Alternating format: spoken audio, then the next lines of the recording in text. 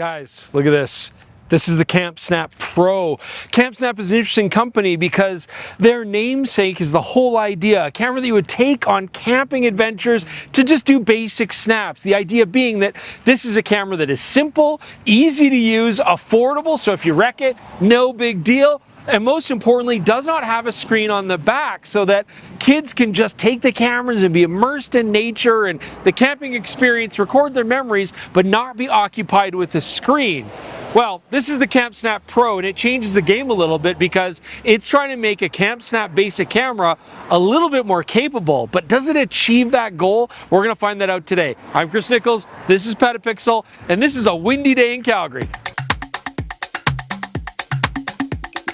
So the time of shooting this video, we are approaching the end of 2025, the Christmas season, and CampSnap cameras have been very popular gift ideas because they're relatively affordable. But if you need some cold hard cash to get some presents this year, you could take a camera to the pawn shop, absolutely, but I have a better idea. Go to keh.com and trade in your used camera gear there. You know that they're going to evaluate your gear properly. You don't have to deal with any private buyers or sellers or anything like that. No pawn shop owners, nothing like that. So it just works out really well. You'll get an online quote and you'll be on your way. And you can take advantage of KH's Better Trade program. So when you trade in your used gear, you're going to get the proper price for that, but also a 5% trade-in bonus to something new to you. So definitely check out kh.com. We love using them. They're PetaPixel's official pre-owned camera gear partner.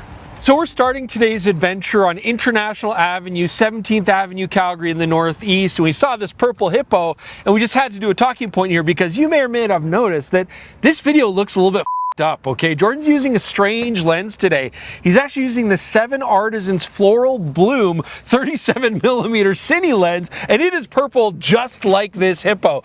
Anyways, it's doing some crazy stuff to the edges. This is good because we can evaluate it later on, but that's why things look a little strange. Okay, on with the review.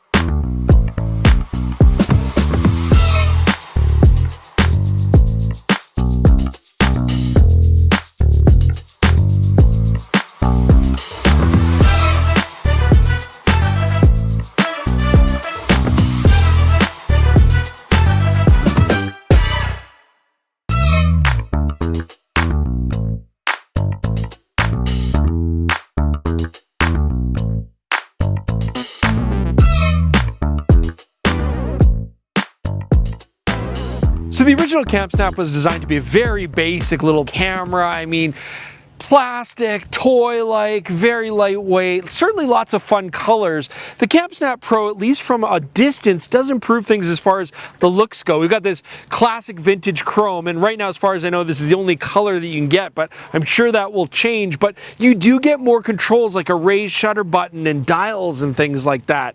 Now, a term that I often use in reviewing cameras is I talk about the fit and finish of a camera, and usually they go hand in hand, but you know, with these cameras, like the fit, well, the fit is the same as the original camera, which is to say it's plasticky, it's cheap feeling. In the hand, it doesn't feel very good at all. It weighs, who cares, because it's basically weightless. There's nothing that's going to hold you back. And so the fit on it feels very toy-like, just like a lump of e-waste.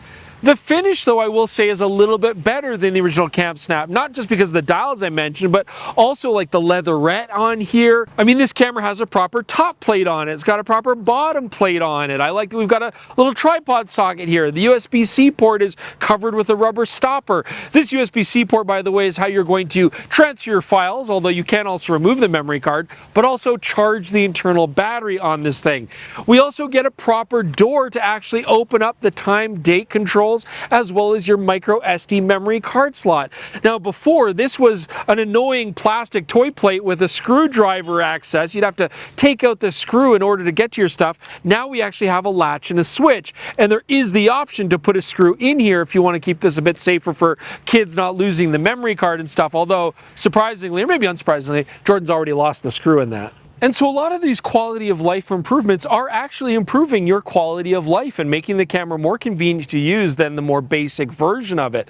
But what about when it comes to actually shooting and features for photography? Well, there's some improvements there too. So you have a dial on the top here. Again, it feels very chintzy. I don't know how long this is going to last, but this is your on-off button, and I like this a lot better than the original Camp Snap. That thing you had to basically hold down a button, hope that it turned on. It made this weird funky noise. It was very slow. I like here that I simply click it from the off position into one of the color modes. And those color modes give us some other big improvements. See, the original Camp Snap, you could change your color filter, but you had to do it by connecting the camera to a computer, downloading the profile into the camera. It was a horrible process. I mean, just stupid, useless, and awful to use, and you couldn't change it on the fly.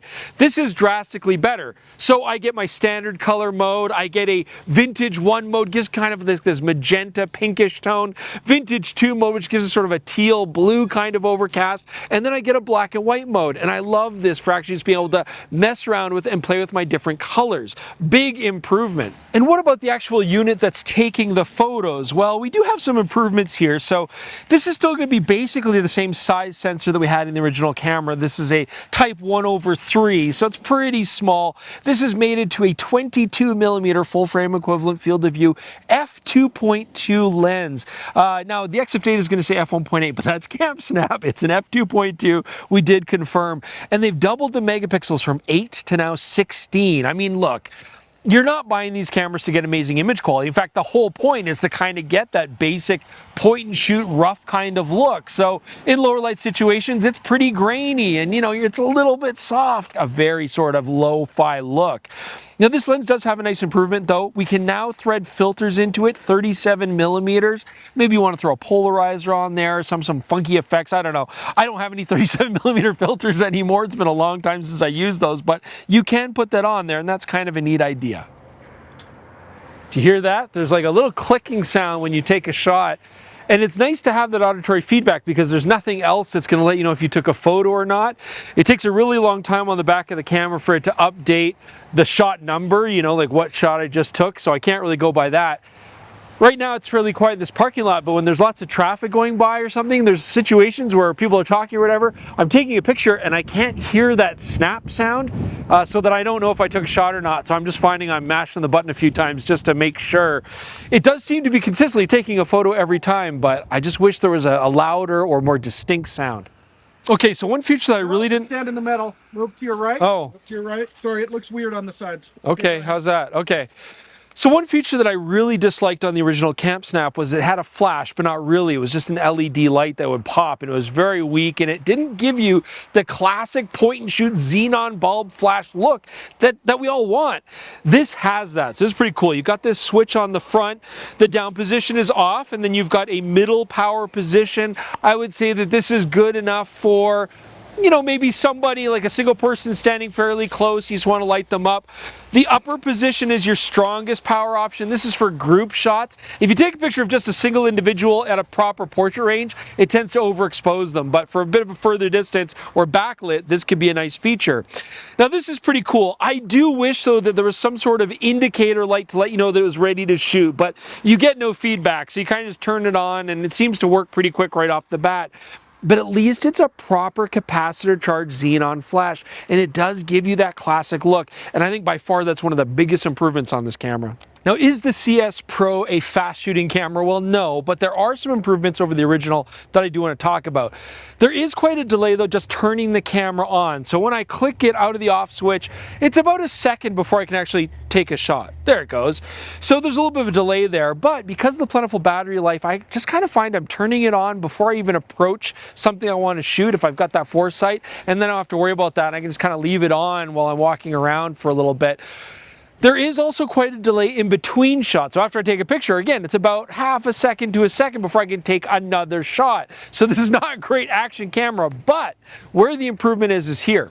The original Camp Snap, when I push the shutter to when it takes a photo, there was a noticeable delay, and that was really annoying for timing. At least this camera, when it's ready to shoot, pushing the shutter, I basically get an immediate response to take the shot. And so that really helps if I'm trying to capture like a moment or a facial expression or something like that. So still not a fast camera, but at least fast response time when I want to actually take a photo. All right guys, I want to take just a moment to talk about the battery on this camera. So this uses an internal rechargeable lithium battery. As I mentioned already, you charge it right at the USB-C port. It's just got these 4 little LED lights on the bottom that show you basically how many bars you have remaining of battery life and when it's fully charged.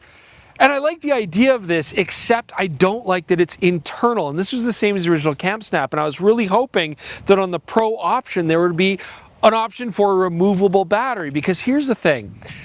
If these cameras get kind of left in a closet for a while, you know, fully discharged, you know, they don't get charged up regular and that battery starts to die, you don't have an option to replace it or change it. At least nothing that's practical that you're supposed to do yourself. And so that's really unfortunate, because these are going to end up just getting thrown away if that battery conks out. And that's terrible, because there's already enough e-waste out there. So I really do wish that we had an interchangeable battery so I could just replace that and keep this thing going, even if I forget about it for a couple years and then want to return to it. So that's one complaint I have. On the positive side, this battery does give you really long life, about 500 shots on a full charge, which is plenty for, you know, being away from power or out on a camping trip. And that's because there's no screen on the back, short of this little display which just counts up how many photos you've taken. You know, this is something that Camp Snap actually markets as a bonus or as a positive feature, the lack of screen. And you know what? I've drank the Kool-Aid. You know, when I played with the first camera, now with this one, I actually see the merit in that. I mean, yes, it does keep the cost down, but also it keeps you from chimping your shots and looking at your photos all the time and playing with the screen. The whole idea of these cameras is kind of get more into an analog experience, even if you are shooting digitally. And I like that. I mean, on a higher end camera where I'm actually really worrying about the quality of my shots, I do want a screen. I want to evaluate, was that in focus? Did I get the shot? But on this, it's really more of just having fun, taking snaps and moving on, experimenting and seeing the surprise of what you might get later down the road when you finally do download them on your computer, and actually find that to be a fun and rewarding experience. So when I reviewed the original Camp Snap camera, I got the idea of it. I mean, having this affordable, basic, compact camera, you know, aimed at sort of beginners and younger photographers without having a distracting screen, and really just getting them capturing memories and having fun with photography. In the end, I think the important thing is I had more fun with this camera than I did the first version. That was a frustrating experience, and this was really just like a casual, fun experience. There are still some things I find frustrating. I mean, the lack of interchangeable battery drives me crazy. Memory cards and overall fit and finish as well. These do still feel like toy cameras. There's no getting around the fact that these are very plastic, very basic cameras, and I question how long they'll last. Also, you get quality control issues. I mean, I just have to say that the 4GB micro SD card they provide with the camera, and this particular one just didn't work. It wouldn't record photos. You pop it in, and we took a whole sample gallery, didn't get any shots. That was annoying. And, you know, now we put in our own memory card, and it worked just fine. So these are things you have to deal with when you buy these more affordable toy-like products. So you know what? The Camp Snap CS Pro, it still feels like junk, but it's fun junk. And I've had a lot more fun than Jordan's had with his 7 Artisans floral bloom lens. I know he's quite struggling with, I don't know, even the top and bottom of the frame right now are driving him crazy. So definitely leave your comments below and let us know what you think about the look of this video. I'm sure he will absolutely appreciate that.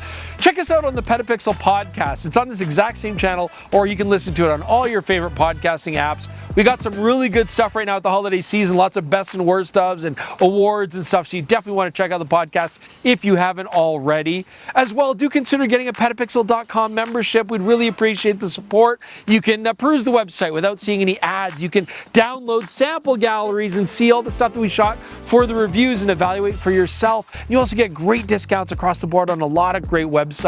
And, you know, as always, really appreciate you guys joining us. So we'll see you soon with more on PetaPixel.